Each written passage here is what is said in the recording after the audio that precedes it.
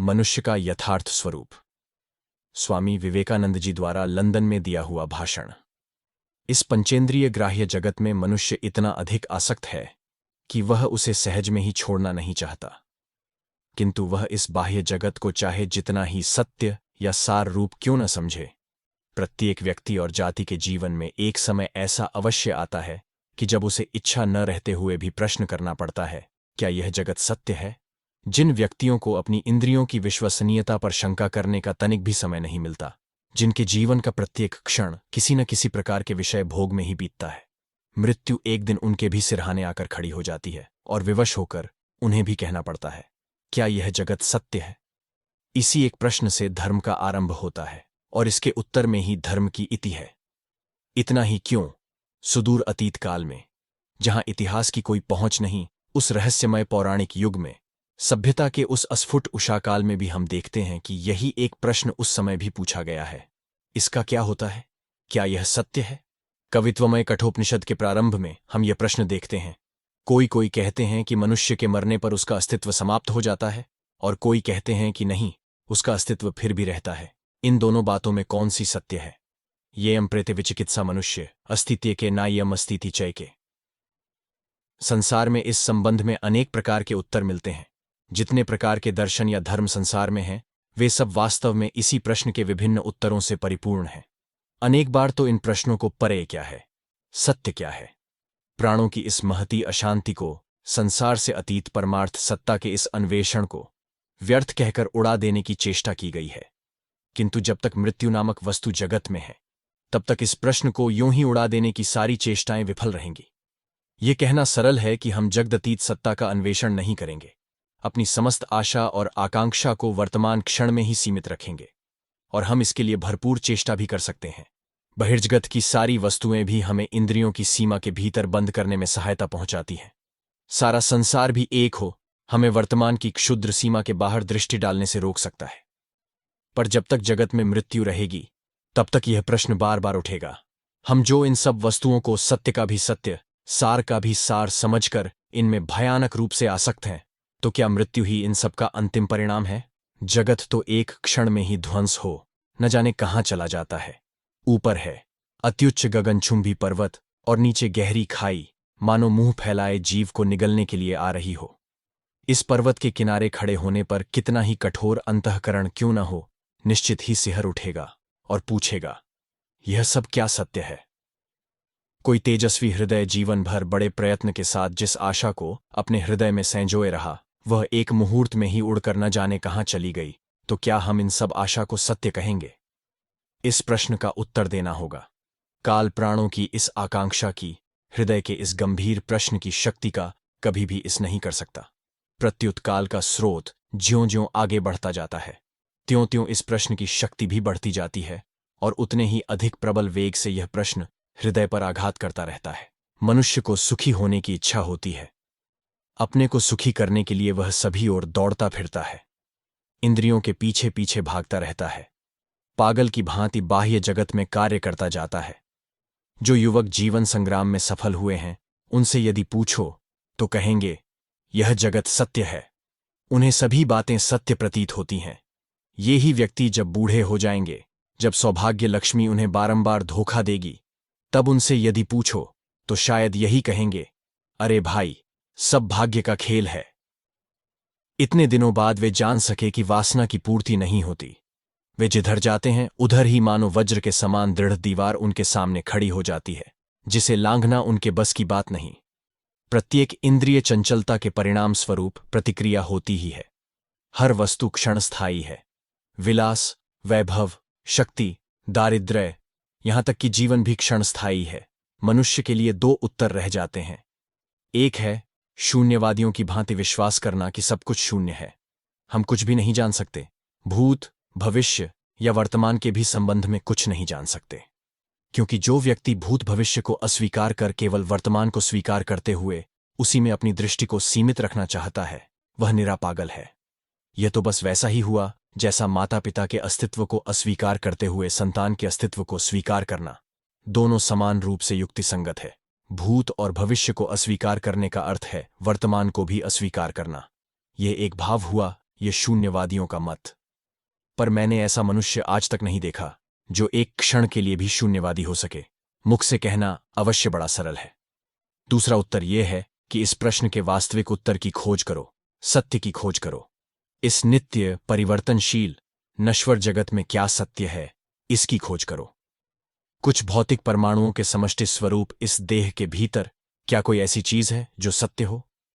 मानव जीवन के इतिहास में सदैव इस तत्व का अन्वेषण किया गया है।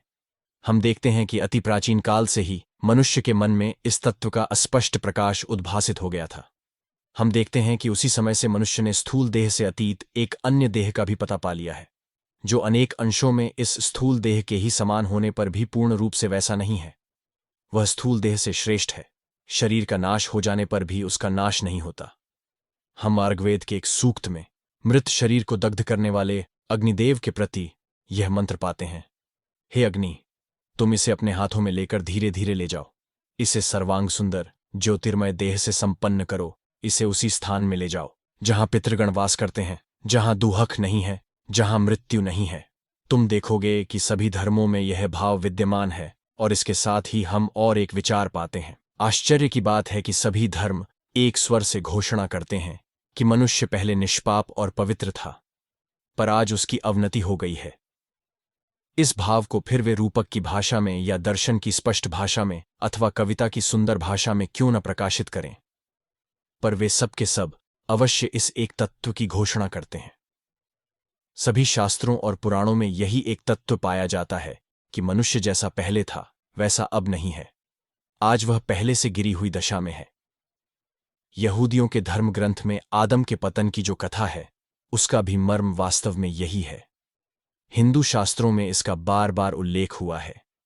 हिंदुओं ने सतयुग कहकर जिस युग का वर्णन किया है, जबकि मनुष्य की मृत्यु उसकी इच्छानुसार होती थी, जब मनुष्य जितने दिन चाहे अपने शरीर को धारण कर सकता था, जब मनुष्यों का मन शुद्ध और दृढ़ था, उसमें भी इसी सार्वभौमिक सत्य का संकेत मिलता है। वे कहते हैं कि उस समय मृत्यु नहीं थी, किसी प्रकार का अशुभ या दुख नहीं था, और वर्तमान युग उसी उन्नत अवस्था का भ्रष्ट भाव मात्र है। इस वर्णन के साथ साथ हम सभी धर्मों में जलप्लावन अर्थात प्रलय का वर्णन भी पाते हैं। प्रलय की यह कथा ही इस बात को प्रमाणित करती है कि सभी धर्म वर्तमान युग को प्राचीन युग की भ्रष्ट अवस्था ही मानते हैं। जगत की भ्रष्टता क्रमशः बढ़ती गई। इसके बाद जब प्रलय हुई तो अधिकांश जगत उसमें डूब गया। फिर उन्नति आरंभ हुई, और अब यह जगत अपनी उसी प्राचीन पवित्र अवस्था को प्राप्त करने के लिए धीरे धीरे अग्रसर हो रहा है। तुम सब प्राचीन व्यवस्थान ओल्ड टेस्टामेंट के प्रलय की कथा जानते ही हो। ठीक इसी प्रकार की कथा प्राचीन बेबीलोन, मिस्र, चीन और हिंदुओं में भी प्रचलित थी। हिंदू शास्त्रों में प्रलय का इस प्रकार का वर्णन है। महर्षि मनु जब एक दिन गंगा तट पर संध्या वंदन में लगे थे, तो एक छोटी सी मछली ने आकर उनसे कहा, मुझे आश्रय दीजिए। मनु ने उसी क्षण पास रखे हुए पात्र में उसे रखकर उससे पूछा, तू क्या चाहती है? मछली बोली, एक बड़ी मछली मुझे मार डालने के लिए मेरा पीछा कर रही है, आप मेरी रक्षा कीजिए। मनु उसे घर ले गए। सवेरे देखा वह बढ़कर पात्र के बराबर हो गई है। मछली बोली, मैं अब इस पात्र में नहीं रह सकती। तब मनु ने उसे एक कुंड में रख दिया। दूसरे दिन वह कुंड के बराबर हो गई और कहने लगी, मैं इसमें भी नहीं रह सकती। तब मनु ने उसे नदी में डाल दिया। सवेरे देखा कि उसका शरीर सारी नदी में फैल गया है। तब उन्होंने उसे समुद्र में डाल दिया। तब मछली कहने लगी, मनु, मैं जगत का सृष्टिकर्ता हूं, मैं प्रलय से जगत का ध्वंस करूंगा। तुम्हें सावधान करने के लिए मैं मछली का रूप धारण करके आया था। तुम एक बहुत बड़ी नौका बनाकर उसमें सभी प्रकार के प्राणियों का एक एक जोड़ा रखकर उनकी रक्षा करो, और स्वयं भी सपरिवार उसमें जा बैठो। जब सारी पृथ्वी जल में डूब जाएगी, तब उस जल में तुम्हें मेरा एक सींग कांटा दिखेगा। तुम नौका को उससे बांध देना। उसके बाद जल घट जाने पर नौका से उतरकर प्रजावृद्धि करना। इस प्रकार भगवान के कथनानुसार प्रलय हुआ, और मनु ने अपने परिवार सहित प्रत्येक प्राणी के एक एक जोड़े और उद्भिदों के बीजों की प्रलय से रक्षा की। और प्रलय समाप्त हो जाने पर इस नौका से उतरकर वे प्रजा उत्पन्न करने में लग गए, और हम लोग मनु के वंशज होने के कारण मानव कहलाने लगे।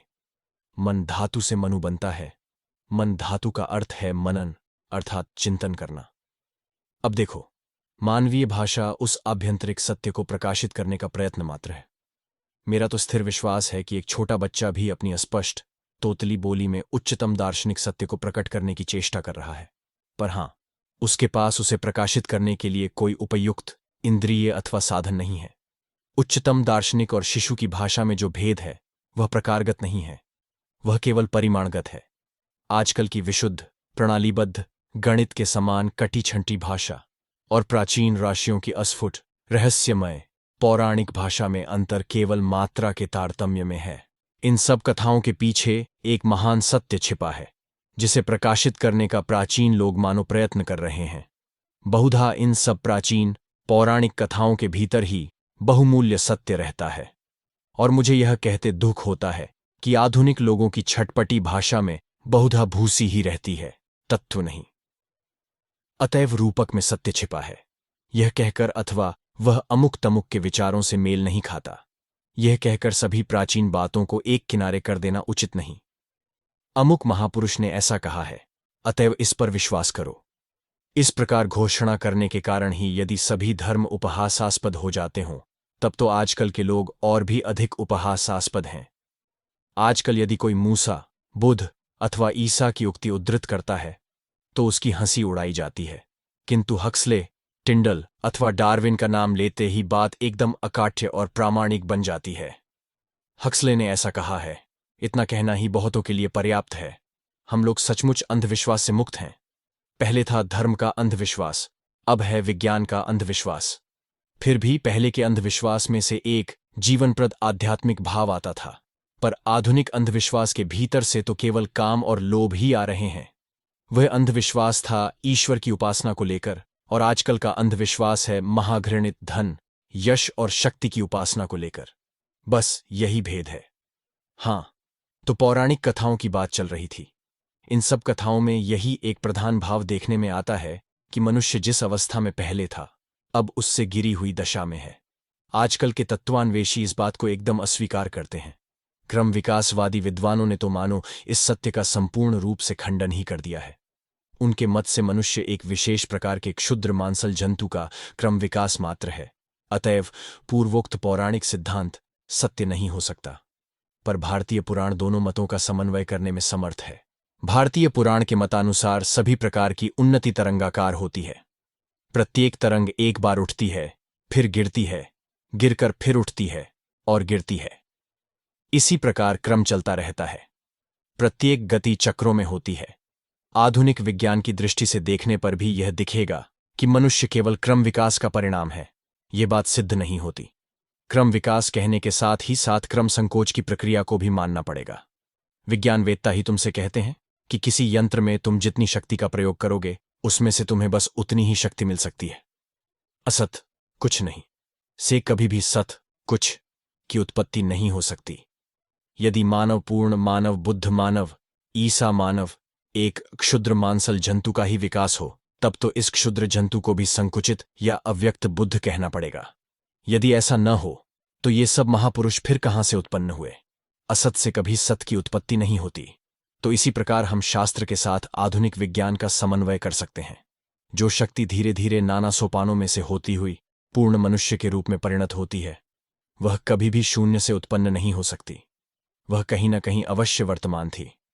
और यदि तुम विश्लेषण करते करते इस प्रकार के क्षुद्र मांसल जंतु विशेष या जीविसार प्रोटोप्लाज्म तक ही पहुंचकर उसी को अधिकारण सिद्ध करते हो, तो यह निश्चित है कि इस जीविसार में ही यह शक्ति किसी न किसी रूप में विद्यमान थी। आजकल यह विवाद चल रहा है कि क्या पंचभूतों की समष्टि यह देह ही आत्मा, चिंतन शक्ति या विचार आदि नामों से परिचित शक्तियों के विकास का कारण है, अथवा चिंतन शक्ति ही देहोत्पत्ति का कारण है। निश्चय ही संसार के सभी धर्म कहते हैं कि विचार नामक शक्ति ही शरीर की प्रकाशक है, और वे इसके विपरीत मत में आस्था नहीं रखते। अनेक आधुनिक विचारधाराएं कॉम्टीज पॉजिटिविज्म मानती हैं कि चिंतन शक्ति केवल शरीर नामक यंत्र के विभिन्न अंशों के एक विशेष रूप के समायोजन से उत्पन्न होती है। यदि इस द्वितीय मत को मान लिया जाए, अर्थात यह स्वीकार कर लिया जाए कि यह आत्मा या मन या इसे किसी भी नाम से क्यों न पुकारो, इस जड़ देह स्वरूप यंत्र का ही फलस्वरूप है। जिन सब जड़ परमाणुओं से मस्तिष्क और शरीर का गठन होता है, यह उन्हीं के रासायनिक अथवा भौतिक योग से उत्पन्न होने वाली वस्तु है तब तो यह प्रश्न ही अमीमांसित रह जाएगा। शरीर की रचना कौन करता है? कौन सी शक्ति इन भौतिक अणुओं को शरीर के रूप में परिणत करती है? कौन सी शक्ति प्रकृति में पड़ी हुई जड़ वस्तु के ढेर में से कुछ अंश लेकर तुम्हारा शरीर एक प्रकार का और मेरा शरीर दूसरे प्रकार का बना डालती है? ये सब अनंत विभिन्नता कैसे होती है? ये कहना कि आत्मा नामक शक्ति शरीर के भौतिक परमाणुओं के विभिन्न संघातों से उत्पन्न होती है, ठीक वैसा ही है जैसे बैल के आगे गाड़ी जोतना। ये संघात कैसे उत्पन्न हुआ? किस शक्ति ने ऐसा कर दिया?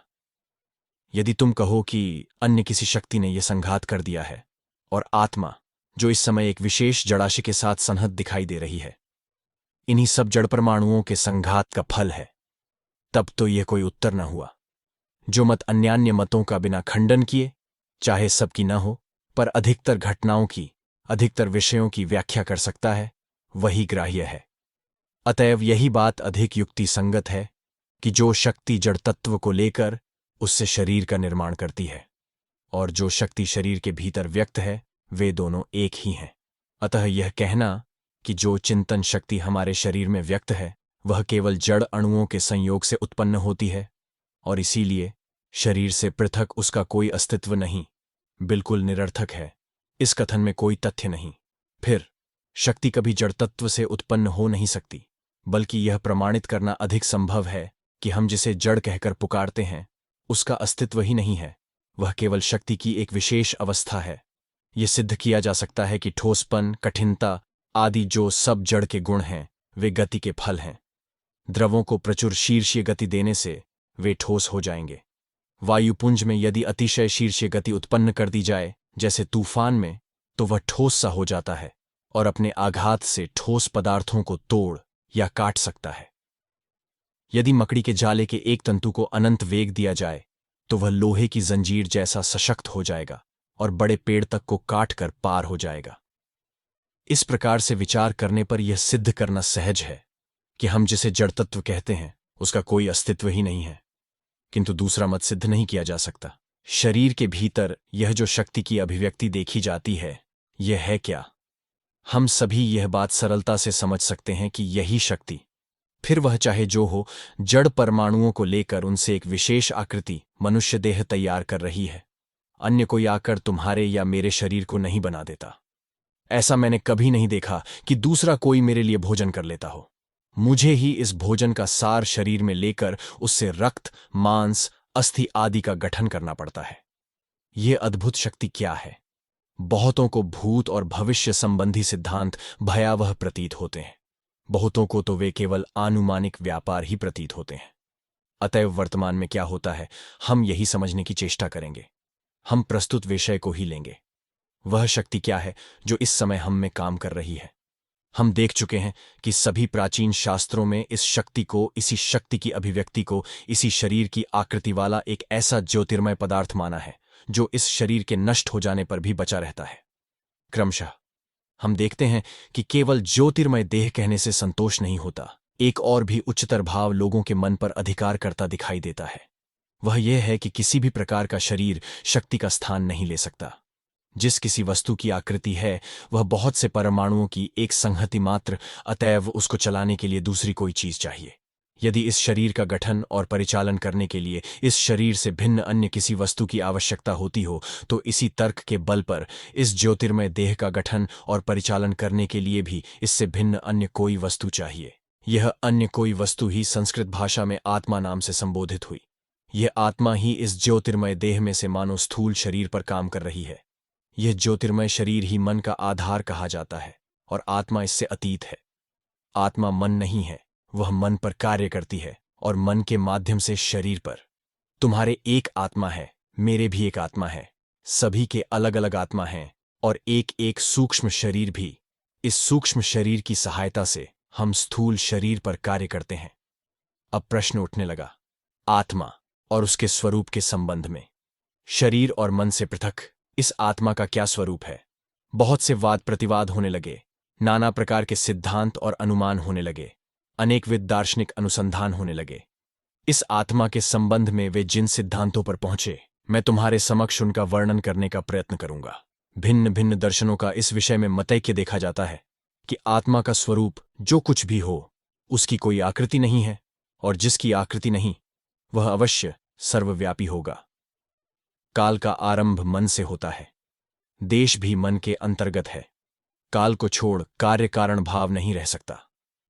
क्रम की भावना के बिना कार्य कारण भाव नहीं रह सकता। अतएव देश काल निमित्त मन के अंतर्गत है, और यह आत्मा मन से अतीत और निराकार होने के कारण देश काल निमित्त से परे है। और जब वह देश काल निमित्त से अतीत है तो अवश्य अनंत होगी। अब हमारे हिंदू दर्शन का उच्चतम विचार आता है। अनंत कभी दो नहीं हो सकता। यदि आत्मा अनंत है तो केवल एक ही आत्मा हो सकती है, और यह जो अनेक आत्माओं की धारणा है, तुम्हारी एक आत्मा मेरी दूसरी आत्मा, यह सत्य नहीं है। अतएव मनुष्य का प्रकृत स्वरूप एक ही है, वह अनंत और सर्वव्यापी है, और यह प्रातिभासिक जीव मनुष्य के इस वास्तविक स्वरूप का एक सीमाबद्ध भाव मात्र है। इसी अर्थ में पूर्वोक्त पौराणिक तत्व भी सत्य हो सकते हैं कि प्रातिभासिक जीव, चाहे वह कितना ही महान क्यों न हो, मनुष्य के इस अतीन्द्रिय प्रकृत स्वरूप का धुंधला प्रतिबिंब मात्र है। अतएव मनुष्य का प्रकृत स्वरूप आत्मा कार्य कारण से अतीत होने के कारण, देश काल से अतीत होने के कारण अवश्य मुक्त स्वभाव है। वह कभी बद्ध नहीं थी, न ही बद्ध हो सकती थी। यह प्रातिभासिक जीव, यह प्रतिबिंब देश काल निमित्त के द्वारा सीमाबद्ध होने के कारण बद्ध है। अथवा हमारे कुछ दार्शनिकों की भाषा में प्रतीत होता है मानो वह बद्ध हो गई है, पर वास्तव में वह बद्ध नहीं है। हमारी आत्मा के भीतर जो यथार्थ सत्य है वह यही कि आत्मा सर्वव्यापी है, अनंत है, चैतन्य स्वभाव है। हम स्वभाव से ही वैसे हैं, हमें प्रयत्न करके वैसा नहीं बनना पड़ता। प्रत्येक आत्मा अनंत है, अतः जन्म और मृत्यु का प्रश्न उठ ही नहीं सकता। कुछ बालक परीक्षा दे रहे थे। परीक्षक कठिन कठिन प्रश्न पूछ रहे थे। उनमें यह भी प्रश्न था, पृथ्वी गिरती क्यों नहीं? वे गुरुत्वाकर्षण के नियम आदि संबंधी उत्तर की आशा कर रहे थे। अधिकांश बालक बालिकाएं कोई उत्तर न दे सके। कोई कोई गुरुत्वाकर्षण या और कुछ कह कहकर उत्तर देने लगे। उनमें से एक बुद्धिमती बालिका ने एक और प्रश्न करके इस प्रश्न का समाधान कर दिया, पृथ्वी गिरेगी कहां पर? यह प्रश्न ही तो गलत है। पृथ्वी गिरे कहां? पृथ्वी के लिए गिरने और उठने का कोई अर्थ नहीं। अनंत देश में ऊपर और नीचे नहीं होता। ये दोनों सापेक्ष देश में है। जो अनंत है वह कहां जाएगा और कहां से आएगा? जब मनुष्य भूत और भविष्य की चिंता का उसका क्या होगा, इस चिंता का त्याग कर देता है। जब वह देह को सीमाबद्ध और इसलिए उत्पत्ति विनाशील जानकर देहाभिमान का त्याग कर देता है, तब वह एक उच्चतर आदर्श में पहुंच जाता है। देह भी आत्मा नहीं और मन भी आत्मा नहीं, क्योंकि इन दोनों में इस ओर वृद्धिविद होती है। जड़ जगत से अतीत आत्मा ही अनंत काल तक रह सकती है। शरीर और मन सतत परिवर्तनशील हैं।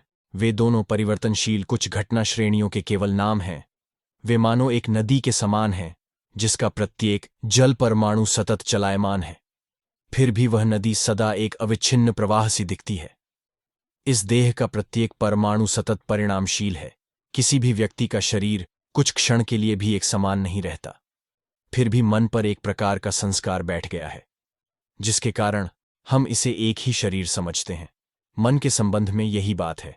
क्षण में सूखी, क्षण में दुखी, क्षण में सबल और क्षण में दुर्बल, वह सतत परिणामशील भंवर के समान है। अतएव मन भी आत्मा नहीं हो सकता। आत्मा तो अनंत है। परिवर्तन केवल ससीम वस्तु में ही संभव है। अनंत में किसी प्रकार का परिवर्तन हो, यह एक असंभव बात है। यह कभी हो नहीं सकता। शरीर की दृष्टि से तुम और मैं एक स्थान से दूसरे स्थान को जा सकते हैं। जगत का प्रत्येक अणु परमाणु नित्य परिणामशील है, पर जगत को एक समष्टि के रूप में लेने पर उसमें गति या परिवर्तन असंभव है। गति सर्वत्र सापेक्ष है। मैं जब एक स्थान से दूसरे स्थान को जाता हूं, तब किसी वस्तु के संदर्भ में ही, एक मेज अथवा अन्य किसी वस्तु के साथ तुलना करके ही मेरी वह गति समझ में आ सकती है। जगत का कोई परमाणु किसी दूसरे परमाणु की तुलना में ही परिणाम को प्राप्त हो सकता है, किंतु संपूर्ण जगत को एक समष्टि रूप में लेने पर किसकी तुलना में उसका स्थान परिवर्तन होगा? इस समष्टि के अतिरिक्त और कुछ तो है नहीं। अतएव यह अनंत इकाई अपरिणामी, अचल और निरपेक्ष है, और यही पारमार्थिक सत्ता है। अतः हमारा सत्य सर्वव्यापकता में है, शांतता में नहीं। यह धारणा कि मैं एक क्षुद्र शांत सतत परिणामी जीव हूं, कितनी ही सुखद क्यों न हो, फिर भी यह एक पुराना भ्रम ही है। यदि किसी से कहो कि तुम सर्वव्यापी, अनंत पुरुष हो तो वह डर जाएगा। सबके माध्यम से तुम कार्य कर रहे हो, सब पैरों द्वारा तुम चल रहे हो, सब मुखों से तुम बातचीत कर रहे हो, सब हृदयों से अनुभव कर रहे हो। ऐसी बातें यदि तुम किसी से कहो तो वह डर जाएगा। वह तुमसे बार बार पूछेगा कि क्या फिर उसका अपना व्यक्तित्व नहीं रह जाएगा? क्या मैं नहीं रह जाऊंगा? यह व्यक्तित्व मैं क्या है? यदि जान पाऊं तो अच्छा हो। छोटे बालक के मूंछें नहीं होती, बड़े होने पर उसके दाढ़ी मूंछें निकल आती हैं। यदि अहम या व्यक्तित्व शरीर में रहता होता तब तो बालक का व्यक्तित्व नष्ट हो गया होता।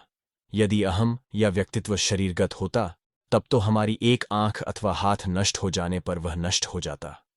फिर शराबी का शराब छोड़ना ठीक नहीं, क्योंकि तब तो उसका व्यक्तित्व ही नष्ट हो जाएगा।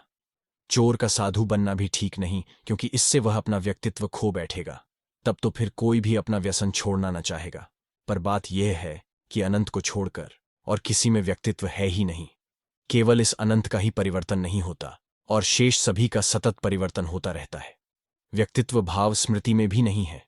स्मृति में याद व्यक्तित्व भाव रहता तो मस्तिष्क में गहरी चोट लगने से स्मृति लोप हो जाने पर वह नष्ट हो जाता और हमारा बिल्कुल लोप हो जाता। बचपन के पहले 2-3 वर्षों का मुझे कोई स्मरण नहीं। यदि स्मृति पर मेरा अस्तित्व निर्भर होता तो फिर कहना पड़ेगा कि इन 2-3 वर्षों में मेरा अस्तित्व ही नहीं था। तब तो मेरे जीवन का जो अंश मुझे स्मरण नहीं, उस समय मैं जीवित ही नहीं था, यही कहना पड़ेगा। यह व्यक्तित्व का बहुत संकीर्ण अर्थ है। हम अभी तक व्यक्ति या मैं नहीं हैं।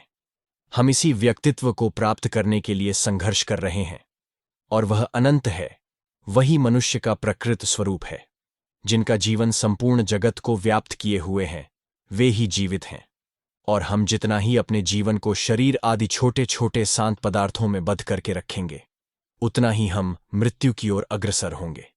जितने क्षण हमारा जीवन समस्त जगत में व्याप्त रहता है, दूसरों में व्याप्त रहता है, उतने ही क्षण हम जीवित रहते हैं। इस क्षुद्र जीवन में अपने को बद्ध कर रखना तो मृत्यु है और इसी कारण हमें मृत्यु भय होता है। मृत्यु भय तो तभी जीता जा सकता है जब मनुष्य यह समझ ले कि जब तक जगत में एक भी जीवन शेष है तब तक वह भी जीवित है। जब वह कह सकता है कि मैं सब वस्तुओं में, सब देहों में, सब प्राणियों में वर्तमान हूं, मैं ही जगत हूं, संपूर्ण जगत ही मेरा शरीर है। जब तक एक भी परमाणु शेष है तब तक मेरी मृत्यु कहां? कौन कहता है कि मेरी मृत्यु होगी? तभी यह निर्भीक अवस्था आती है। सतत परिणामशील वस्तुओं में अविनाशित्व खोजना भारी भूल है। एक प्राचीन भारतीय दार्शनिक ने कहा है कि आत्मा अनंत है, इसलिए आत्मा ही अविभाज्य व्यक्तित्व हो सकती है। अनंत का विभाजन नहीं किया जा सकता, अनंत को खंड खंड नहीं किया जा सकता। वह सदा एक अविभक्त समष्टि स्वरूप अनंत आत्मा ही है और वही मनुष्य का यथार्थ मैं है, वही प्रकृत मनुष्य है। मनुष्य के नाम से जिसको हम जानते हैं वह इस मैं को व्यक्त जगत में अभिव्यक्त करने के प्रयत्न का फल मात्र है। क्रम विकास आत्मा में नहीं है। ये जो सब परिवर्तन हो रहा है, बुरा व्यक्ति भला हो रहा है, पशु मनुष्य हो रहा है, ये सब कभी आत्मा में नहीं होता। कल्पना करो कि एक पर्दा मेरे सामने है और उसमें एक छोटा सा छिद्र है जिसमें से मैं केवल कुछ चेहरे देख सकता हूं। यह छिद्र जितना बड़ा होता जाता है, सामने का दृश्य उतना ही अधिक मेरे सम्मुख प्रकट होता जाता है और जब यह छिद्र पूरे पर्दे को व्याप्त कर लेता है तब मैं तुम सबको स्पष्ट देख लेता हूं। यहां पर तुम में कोई परिवर्तन नहीं हुआ, तुम जो थे वही रहे। केवल छिद्र का क्रम विकास होता रहा और उसके साथ साथ तुम्हारी अभिव्यक्ति क्रमशः अधिक होती रही। आत्मा के संबंध में भी यही बात है। तुम पहले से ही मुक्त स्वभाव और पूर्ण हो पूर्णत्व को प्रयत्न करके मिलाना नहीं पड़ता। धर्म, ईश्वर या परलोक संबंधी ये सब धारणाएं कहां से आई? मनुष्य ईश्वर करता क्यों घूमता फिरता है? सभी देशों में, सभी समाजों में मनुष्य क्यों पूर्ण आदर्श का अन्वेषण करता फिरता है, भले ही वह आदर्श मनुष्य में हो अथवा ईश्वर में या अन्य किसी वस्तु में? इसलिए कि वह भाव तुम्हारे ही भीतर वर्तमान है।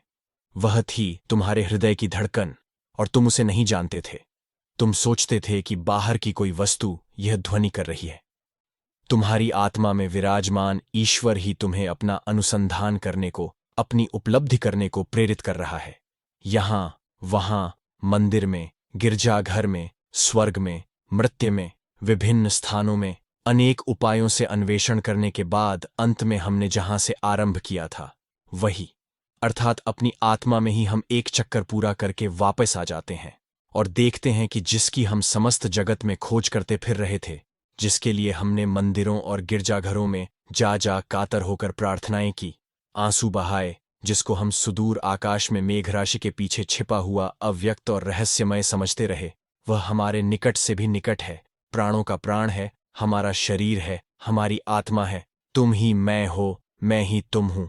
यही तुम्हारा स्वरूप है, इसी को अभिव्यक्त करो। तुम्हें पवित्र होना नहीं पड़ेगा, तुम तो स्वरूपतः पवित्र ही हो। तुम्हें पूर्ण होना नहीं पड़ेगा, तुम तो स्वरूपतः पूर्ण ही हो। सारी प्रकृति देश कालातीत सत्य को पर्दे के समान ढांकी हुई है।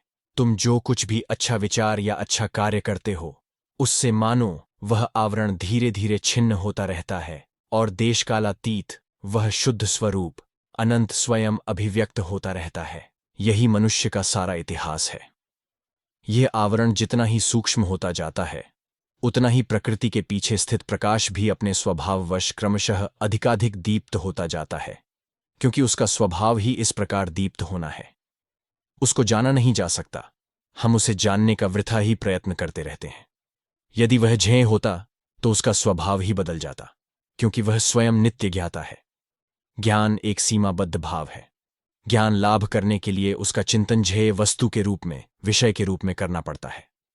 जो सारी वस्तुओं का झाता स्वरूप है, सब विषयों का विषयी स्वरूप है, इस विश्व ब्रह्मांड का साक्षी स्वरूप है, वह तुम्हारी ही आत्मा है। ज्ञान तो मानो एक निम्न अवस्था है, एक भ्रष्ट भाव मात्र है। हम ही वह नित्य ज्ञाता आत्मा है। फिर उसे हम किस प्रकार जानेंगे? प्रत्येक व्यक्ति वह आत्मा है और सब लोग विभिन्न उपायों से इसी आत्मा को जीवन में प्रकाशित करने का प्रयत्न कर रहे हैं। यदि ऐसा न होता तो ये सब नीति संहिताएं कहां से आती? सारी नीति संहिताओं का तात्पर्य क्या है? सभी नीति संहिताओं में एक ही भाव भिन्न भिन्न रूप से प्रकाशित हुआ है, और वह है दूसरों का उपकार करना। मनुष्यों के प्रति, सारे प्राणियों के प्रति दया ही मानव जाति के समस्त सत्कर्मों का पथ प्रदर्शक प्रेरक है। और ये सब मैं ही जगह हूं। ये जगत एक अखंड स्वरूप है, इसी सनातन सत्य के विभिन्न भाव मात्र हैं। यदि ऐसा न हो तो दूसरों का हित करने में भला कौन सी युक्ति है? मैं क्यों दूसरा का उपकार करूं? परोपकार करने को मुझे कौन बाध्य करता है? सर्वत्र समदर्शन से उत्पन्न जो सहानुभूति की भावना है, उसी से यह बात होती है। अत्यंत कठोर अंतःकरण भी कभी कभी दूसरों के प्रति सहानुभूति से भर जाता है, और तो और जो व्यक्ति यह आपात प्रतीयमान व्यक्तित्व वास्तव में भ्रम मात्र है, इस भ्रमात्मक व्यक्तित्व में आसक्त रहना अत्यंत नीच कार्य है। ये सब बातें सुनकर भयभीत हो जाता है। वही व्यक्ति तुमसे कहेगा कि संपूर्ण आत्मत्याग ही सारी नैतिकता का केंद्र है। किंतु पूर्ण आत्मत्याग क्या है? संपूर्ण आत्मत्याग हो जाने पर क्या शेष रहता है? आत्मत्याग का अर्थ है इस मिथ्या अहम या व्यक्तित्व का त्याग, सब प्रकार की स्वार्थपरता का त्याग। यह अहंकार और ममतापूर्व कुसंस्कारों के फल हैं, और जितना ही इस व्यक्तित्व का त्याग होता जाता है, उतनी ही आत्मा अपने नित्य स्वरूप में, अपनी पूर्ण महिमा में अभिव्यक्त होती है। यही वास्तविक आत्मत्याग है, और यही समस्त नैतिक शिक्षा का आधार है, केंद्र है। मनुष्य इसे जाने या न जाने, समस्त जगत धीरे धीरे इसी दिशा में जा रहा है, अल्पाधिक परिमाण में इसी का अभ्यास कर रहा है। बात केवल इतनी ही है कि अधिकांश लोग इसे अज्ञात रूप से कर रहे हैं। वे इसे झात रूप से करें। यह मैं और मेरा प्रकृत आत्मा नहीं है, किंतु केवल एक सीमाबद्ध भाव है। यह जानकर वे इस मिथ्या व्यक्तित्व को त्याग दें। आज जो मनुष्य नाम से परिचित है, वह जगत के अतीत उस अनंत सत्ता की एक झलक मात्र है, उस सर्वस्वरूप अनंत अग्नि का एक स्फुलिंग मात्र है, किंतु वह अनंत ही उसका यथार्थ स्वरूप है। इस ज्ञान का फल, इस ज्ञान की उपयोगिता क्या है? आजकल सभी विषयों को उनकी उपयोगिता के मापदंड से नापा जाता है, अर्थात संक्षेप में यह कि इससे कितने रुपए, कितने आने और कितने पैसों का लाभ होगा। लोगों को इस प्रकार प्रश्न करने का क्या अधिकार है? क्या सत्य को भी उपकार या धन के मापदंड से नापा जाएगा? मान लो कि उसकी कोई उपयोगिता नहीं है, तो क्या इससे सत्य घट जाएगा? उपयोगिता सत्य की कसौटी नहीं है। जो भी हो, इस ज्ञान में बड़ा उपकार तथा प्रयोजन भी है। हम देखते हैं सब लोग सुख की खोज करते हैं, पर अधिकतर लोग नश्वर मिथ्या वस्तुओं में उसको ढूंढते फिरते हैं। इंद्रियों में कभी किसी को सुख नहीं मिलता। सुख तो केवल आत्मा में मिलता है। अतएव आत्मा में इस सुख की प्राप्ति ही मनुष्य का सबसे बड़ा प्रयोजन है।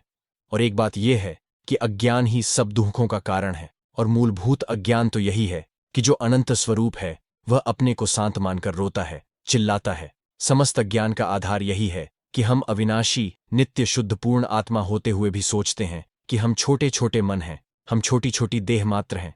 यही समस्त स्वार्थपरता की जड़ है। ज्यों ही मैं अपने को एक क्षुद्र देह समझ बैठता हूं, त्यों ही मैं संसार के अन्यान्य शरीरों के सुख दुख की कोई परवाह न करते हुए अपने शरीर की रक्षा में, उसे सुंदर बनाने के प्रयत्न में लग जाता हूं। उस समय मैं तुमसे भिन्न हो जाता हूं। ज्यों ही यह भेद ज्ञान आता है, त्यों ही वह सब प्रकार के अमंगल के द्वार खोल देता है और सर्वविध दुखों की उत्पत्ति करता है।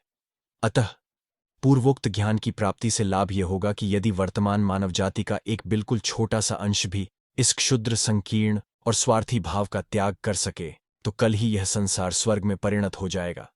पर नाना प्रकार के यंत्र तथा बाह्य जगत संबंधी भौतिक ज्ञान की उन्नति से यह कभी संभव नहीं हो सकता।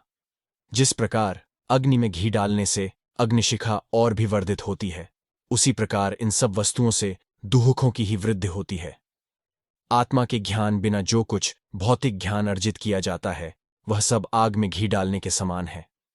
उससे दूसरों के लिए प्राण उत्सर्ग कर देने की बात तो दूर ही रही, स्वार्थी लोगों को दूसरों की चीजें हर लेने के लिए, दूसरों के रक्त पर फलने फूलने के लिए एक और यंत्र, एक और सुविधा मिल जाती है।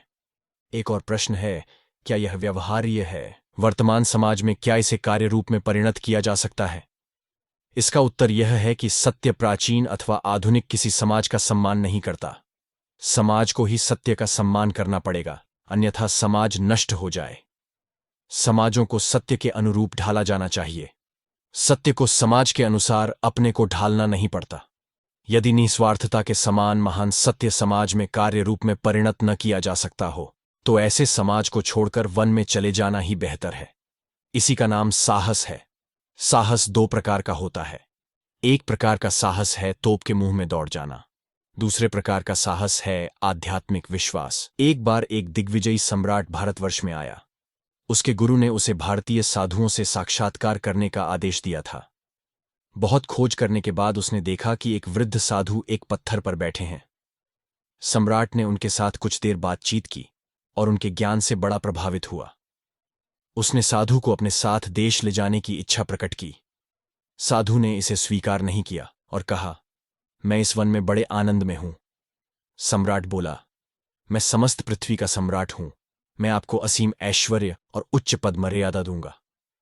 साधु बोले, ऐश्वर्य, पद, मर्यादा आदि किसी चीज की मेरी इच्छा नहीं।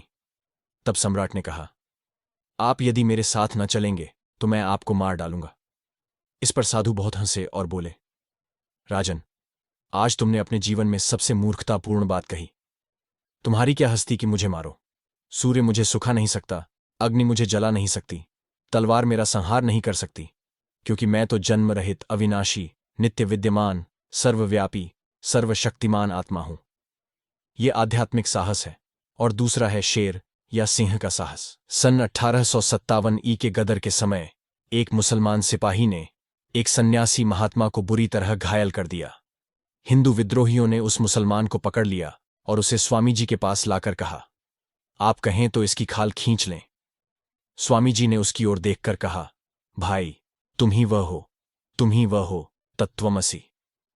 और यह कहते कहते उन्होंने अपना शरीर छोड़ दिया। यह दूसरा उदाहरण है।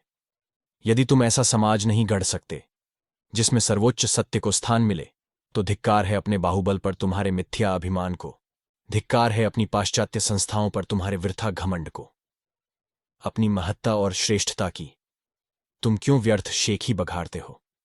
यदि दिन रात तुम यही कहते रहो कि यह अव्यवहार्य है, पैसे कौड़ी को छोड़कर दया और कुछ भी व्यवहार्य नहीं है, यदि ऐसा ही हो तो फिर अपने समाज पर इतना घमंड क्यों करते हो? वही समाज सबसे श्रेष्ठ है जहां सर्वोच्च सत्य को कार्य में परिणत किया जा सकता है। यही मेरा मत है। और यदि समाज इस समय उच्चतम सत्य को स्थान देने में समर्थ नहीं है तो उसे इस योग्य बनाओ, और जितना शीघ्र तुम ऐसा कर सको उतना ही अच्छा। हे नरनारियों, उठो, आत्मा के संबंध में जागृत हो, सत्य में विश्वास करने का साहस करो, सत्य के अभ्यास का साहस करो। संसार को कुछ साहसी नरनारियों की आवश्यकता है।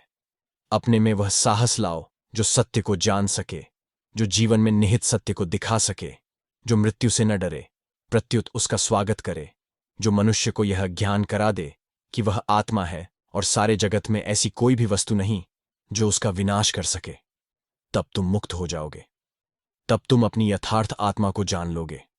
इस आत्मा के संबंध में पहले श्रवण करना चाहिए, फिर मनन और तत्पश्चात निदिध्यासन। आजकल के समाज में एक प्रवृत्ति देखी जा रही है और वह है कार्य पर अधिक जोर देना तथा विचार की निंदा करना। कार्य अवश्य अच्छा है, पर वह भी तो विचार या चिंतन से उत्पन्न होता है।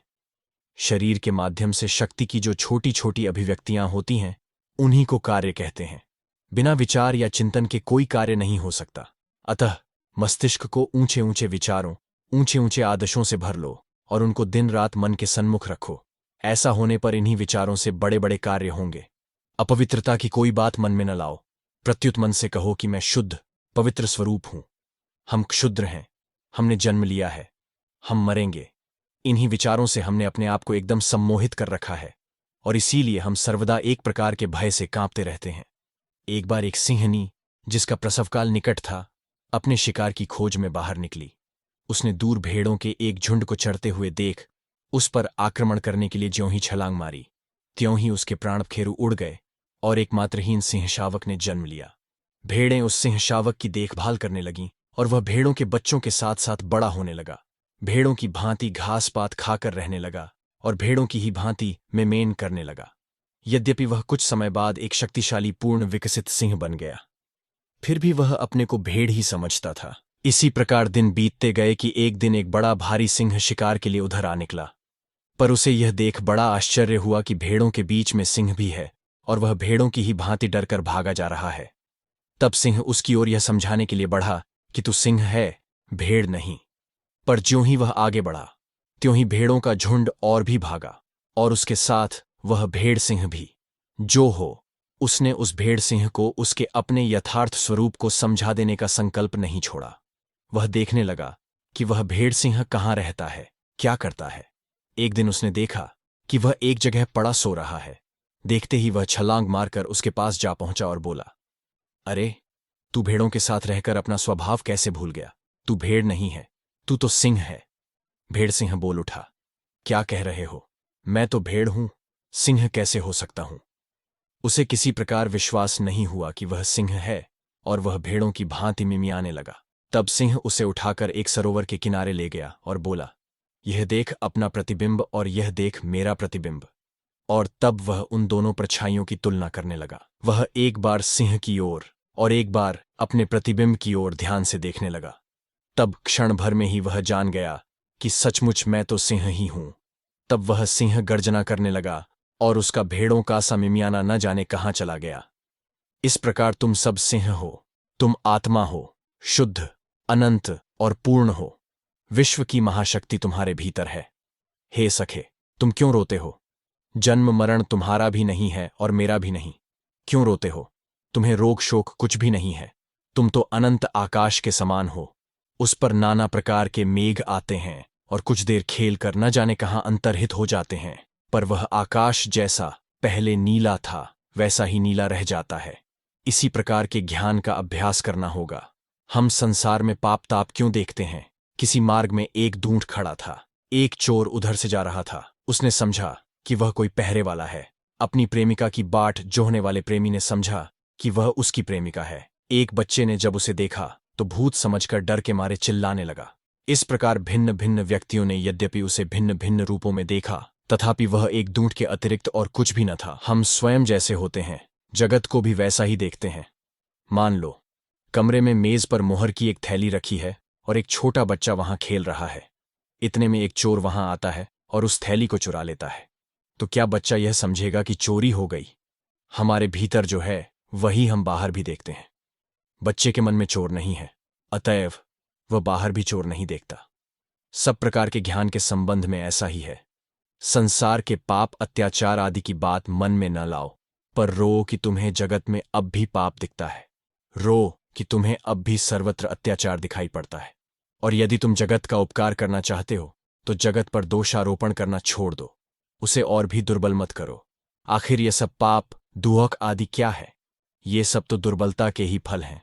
लोग बचपन से ही शिक्षा पाते हैं कि वे दुर्बल हैं, पापी हैं। इस प्रकार की शिक्षा से संसार दिन पर दिन दुर्बल होता जा रहा है। उनको सिखाओ कि वे सब उसी अमृत की संतान हैं, और तो और जिसके भीतर आत्मा का प्रकाश अत्यंत क्षीण है, उसे भी यही शिक्षा दो। बचपन से ही उनके मस्तिष्क में इस प्रकार के विचार प्रविष्ट हो जाएं, जिनसे उनकी यथार्थ सहायता हो सके, जो उनको सबल बना दे, जिनसे उनका कुछ यथार्थ हित हो। दुर्बलता और अवसादकारक विचार उनके मस्तिष्क में प्रवेश ही न करें। सच्चिंतन के स्रोत में शरीर को बहा दो। अपने मन से सर्वदा कहते रहो, मैं ही वह हूं, मैं ही वह हूं। तुम्हारे मन में दिन रात यह बात संगीत की भांति झंकृत होती रहे, और मृत्यु के समय भी तुम्हारे अधरों पर सोहम सोहम खेलता रहे। यही सत्य है, जगत की अनंत शक्ति तुम्हारे भीतर है। जो कुसंस्कार और भ्रम तुम्हारे मन को ढके हुए हैं, उन्हें भगा दो। साहसी बनो, सत्य को जानो और उसे जीवन में परिणत करो। चरम लक्ष्य भले ही बहुत दूर हो, पर उत्तिष्ठत, जागृत, प्राप्य वरान्यबोधत। उठो, जागो। जब तक ध्येय तक न पहुंचो, तब तक मत रुको।